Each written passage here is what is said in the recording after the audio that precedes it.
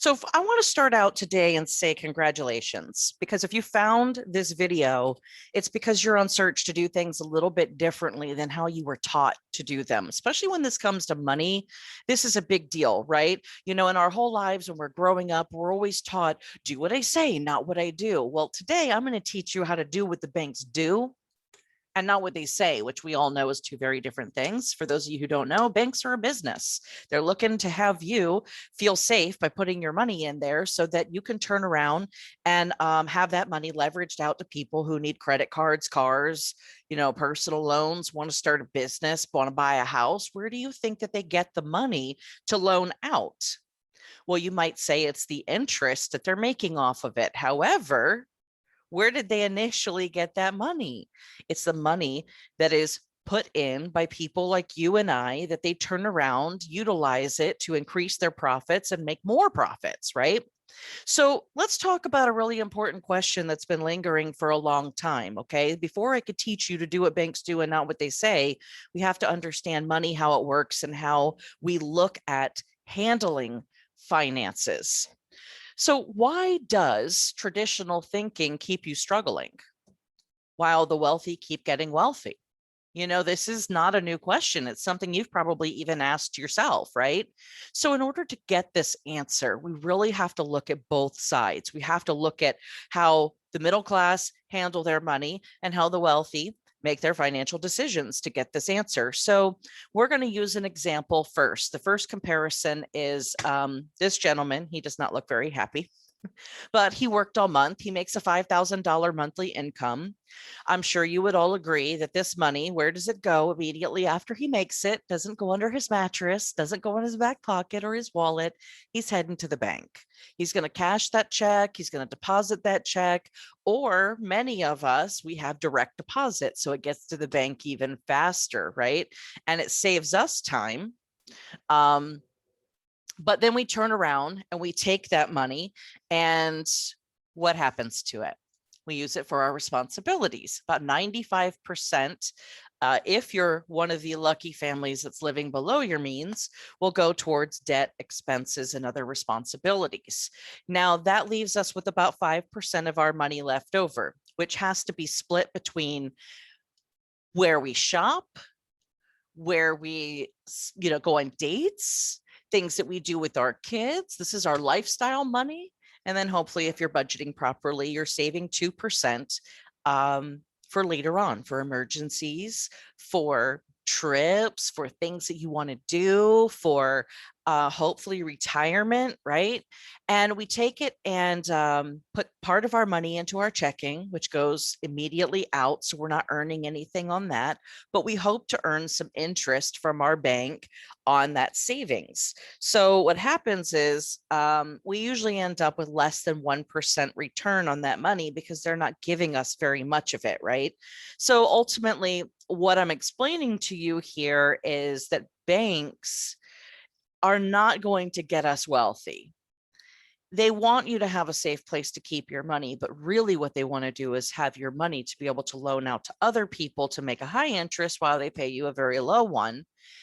And then we end up being stuck putting our money into retirement accounts that are 401ks, 403bs, IRAs, that we are listening to the advice of an HR director who just knows how to set them up. They don't really know how to roll them and all of that good stuff.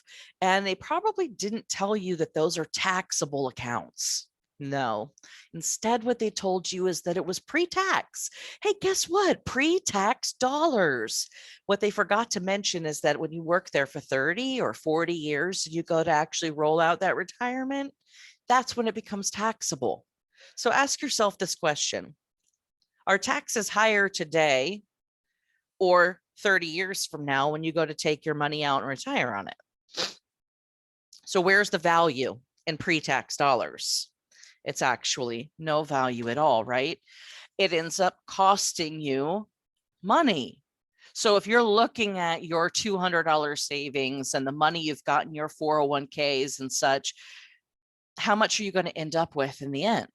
How much are taxes going to go up every year? Because we know that they go up, they don't go down. So in this scenario, we end up giving away much more money. Yet we do it. We don't gain anything. We do it because this is what we've been taught to do. And so we don't question it.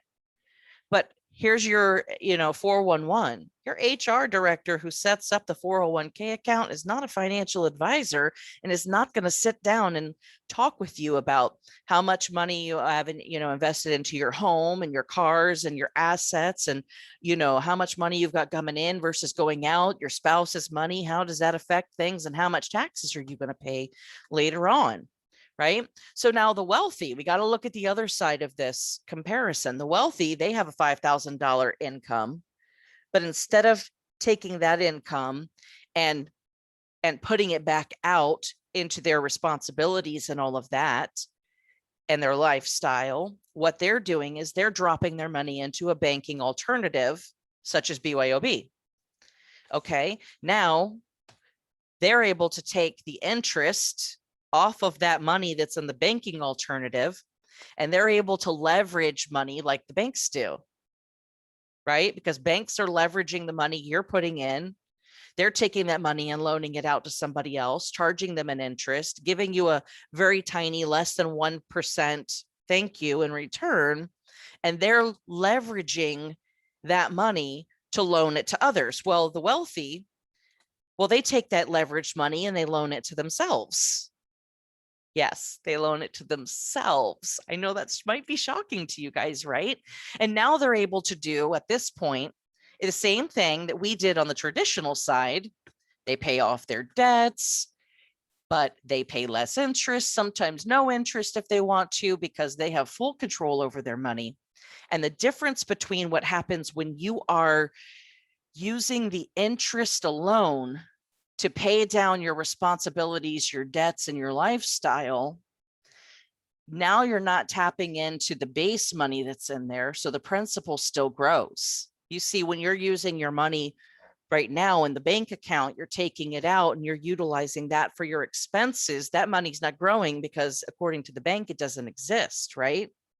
But inside of a banking alternative, an account like BYOB, that's the difference, is that the principal still grows every single month, guaranteed at a minimum of 4%. So basically what the wealthy have done is they have figured out a way to make money work for them versus the other way around, right? So why do you want to be your own bank? What are the benefits of that, right? Let's talk about that. And I ask all of my clients this same question. If you were to choose just 3 reasons why you would be your own bank or why you would want to do things differently, what are they? And guys, I've been doing this a long time. And most people, when they're asked, they say similar things. They want guaranteed growth. They want control of their finances. They want peace of mind. But guys, there's a lot of other reasons here. Number one,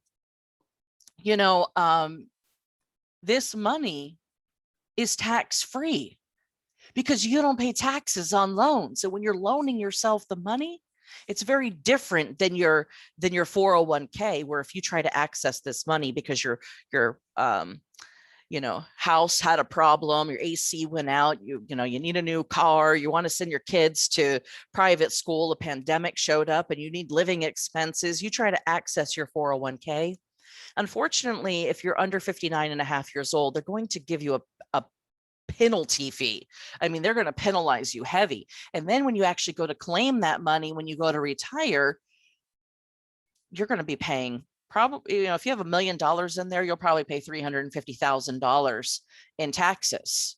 That's ridiculous. So you're spending a lot that you didn't expect, because if you retire at 65 and you live to be 95, you need 30 years of income just to live. That's reality. Okay, so you need to have this money tax-free.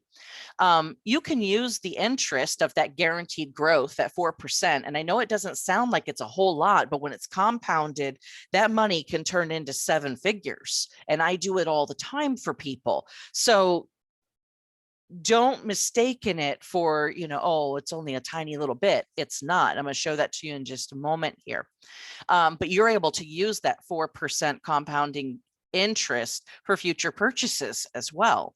So this gives your family a whole new level of protection, wealth creation.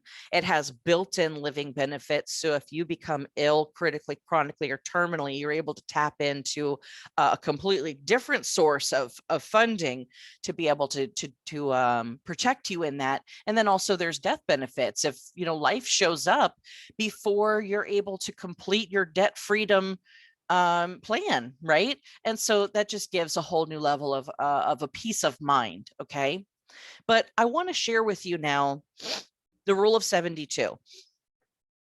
This is a formula that is used across financial services that tells you guys when your money will double. All right, so anytime that you do any kind of investment, you should utilize the rule of 72 to see when your money's going to double to you based on the rate of your return. Okay, so in this example, this guy worked for a whole month. He took his $5,000 and he put it into the bank. And the bank says, hey, I'm going to give you 7.2% return on your money. We're going to put it into a high yielding account. And he's going to say, wow, thank you. Thank you for that, right? Because I'd like to earn 7.2% on my money. So that means that if we take 72 and we divide it by 7.2%, because that's the rate of return, that's what you're getting from the bank based on the money you gave them. That means in 10 years, the money should double. So if you put that money in at 25 years old, at 35, you've got 10 grand. Not bad, right? At age 45, that 10 grand, it doesn't increase by 5,000, it doubles again. So now we're talking 20 grand. And this turns out at 65 years old as a retirement to be a nice chunk of change, $80,000. But the truth is, does the bank ever really give you a 7.2% return on your money? Usually not, right? Let's be real. Because first of all, our money doesn't usually sit in there long enough for them to do that for us. That's the biggest problem with it. So we don't usually get that 80 grand back. But let's say in a perfect world, you did. 80 grand's not bad, but let's go back in time a little bit. That day that you put that $5,000 into the bank and you're going to let it sit there for a bit, they also had another client that came in and they took a $5,000 loan out on a credit card. And they charged them for that loan 14.4%. Okay. Now, they charged them double what they're giving to you so that one, they're covering the money that they're giving you and they're still making their 7.2% profit on top of it so that they could turn around and do that for somebody else, right? This is leveraging other people's money. So you would assume if they're charging double the interest, the amount of money, the 80,000 they're paying you, they double it, it'll be 160,000. You guys are basically splitting it, right? That's still not a bad deal. The truth is that's not the way it works out though, because the rule of 72, what it tells us is that the rate that this money is going to double is not 10 years. When we divide 72 by 14.4, we find out the money is going to double in just 5 years. So now we're talking 30 years old, that money would double to 10,000. 40 years old, it's 40,000. And we keep going, age 45, you see that $80,000? But look what happens at 50. That 160,000 is not correct. It does not double our money because at 65, we're going with the same investment, the same amount of years. Look at what they ended up with. This is the power of compounding interest. Okay. Now the banks are able to leverage and do this, but the thing is, you can actually do it too in this exact same way with an account like BYOB. But the banks have known this for a long time. Now they look at that $1.28 million. They give you your 80,000. Meanwhile, you're happy, but how happy are you knowing that they took your 5 grand, loaned it out to other people and made 1.2 million bucks Guys, in the middle of a pandemic, how many of you could have used a lot of money to pay your bills down? How many of you could have used this concept, knowing that banks, the owners of banks are people just like us. The people who run the banks are people just like us. The people who work at tellers as in the new locations they're putting out are people just like us. They are not a government entity. They are a business. They just figured out a lot earlier than what you did that you can use compounding interest to your advantage. And they convinced people like you, like me, for years and years and years, we're talking 300 years now, to put their money in and leveraging it out, saying thank you, while they make their whopping $1.2 million off of one person.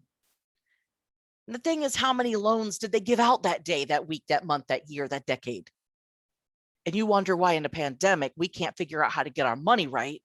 We're losing everything as a society, and banks are plopping up new buildings all across the country right now. So what I'm here to tell you is that this is not a foreign concept, guys. Come on. We got to do better. Doing better is literally just knowing a little bit more knowledge than we had yesterday and then taking action with it like they did. So do what banks do, not what they say, right? So because they do it too, every day, all day, every week, every month, every year. They've been doing this since before you were born. Okay, now statistics. We don't take statistics just off the cuff. These actually came from reliable resources.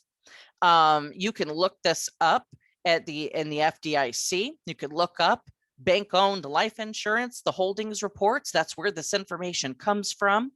But I did the work for you, so I can share this with you. Statistics say that 64.2% of banks have accounts just like BYOB, where they are using that compounding interest to profit and leverage. You can too. They have billions of dollars in accounts just like BYOB, and 97% of those banks have general account products, okay, that are accounts just like BYOB. And what is amazing about it is that the government knows about it. So they put a limit. They put a limit of 25% of how much money that banks are allowed to put into accounts like BYOB. Why? Because they want their money. They need taxes. They want those taxes, right? So right here, we tell people banks are really doing it. If you go to FDIC.gov, you're going to realize that what these banks have in common outside of being big name brand corporations is that they got billions of dollars inside of accounts like BYOB. Look, Bank of America, Wells Fargo, JP Morgan Chase, these are household names. Bank of America has got $19 billion in it. Wells Fargo, 17. JP Morgan Chase, $10 billion. And if you don't know what a BOLI is, it stands for bank owned life insurance. This is literally just 4 examples that I'm giving you out of the hundreds that are out there. Thousands of corporations are using this. We've got entire retirements and pensions that are backed off of these types of accounts. Okay. And so what my suggestion to you is, do something with this knowledge. Okay. It is simple as filling out an application that, by the way, is not based on your credit score, and can determine if you can have one bank or multiple banks. And that's why we tell people this, the future, it's built today, because tomorrow is not guaranteed. And the information that you have today, your future is determined in how well you prepare for it. Okay. So let's get you an application. Let's see if BYOB is the right solution for you and for your family. Thank you so much for tuning in. We'll talk to you soon, and make it a super fantastic day.